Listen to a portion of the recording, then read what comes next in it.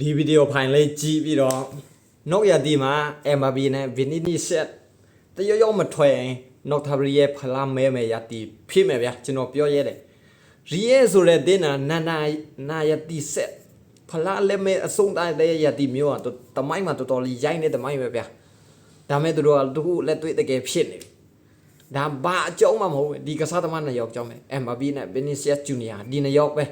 ကျန်တဲ့ကစားသမားတွေအဲ့လိုထိမဟုတ်ဘူးသူ့နေရာသူမှန်တယ် Vinicius Junior နဲ့ MRB ကကိုစရာသူ့စရာကိုရဲ့ကိုအထင်ကြီးမှုကြောင့်ကိုရဲ့ဘလုံးတကူကောင်းစားမှုကြောင့်ရဲကဒီလိုရုန်းကန်ရတာဒီပွဲကိုကြည့်ဘန်ရန်ပွဲတော့ပေးရမယ်လုံးပေးရမှာဒါပေမဲ့သူတို့နှစ်ယောက်မပေးဘူး MRB တကယ်တော့ Vinicius ကိုပေးရင်ကိုမယ်လုံးနှလုံးလုံးဗျာတော်တော်လေးလွတ်တာဒါပေမဲ့မပေးဘူးသူတို့ကဒါရီရဲ့နောက်ရဒီကစားသမားနှစ်ယောက်ထပ်စီအောင်မယ်ဆိုရင်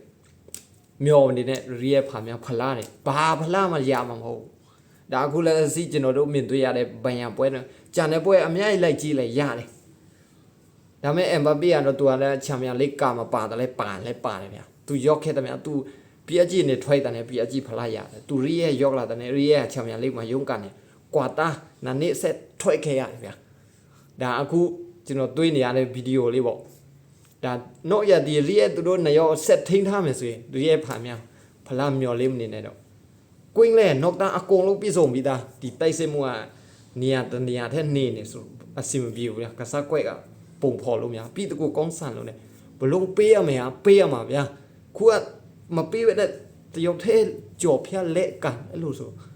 လုံးဝအစီမပြေဘူးရီယာဒီတိုင်းဆက်သွားရင်လဲဘာကနောက်ကိုကြံခဲ့မှာပဲပြီးသွင်းဖလားပဲဖြစ်ဥရောပဖလားပဲဖြစ်လုံးဝရမှာမဟုတ်ဘူးနောက်ရတဲ့ဒီတိုင်းဆက်သွားရင်တွားပါ300ဒီဆက်ဖလားလက်မဲ့ဖြစ်ရင်ဖြစ်နိုင်တယ်ဗျာဘယ်ကစားသမားပဲဖြစ်ဖြစ်ဒီနှစ်ယောက်တယောက်မထွက်မရဘူးရီရဲ့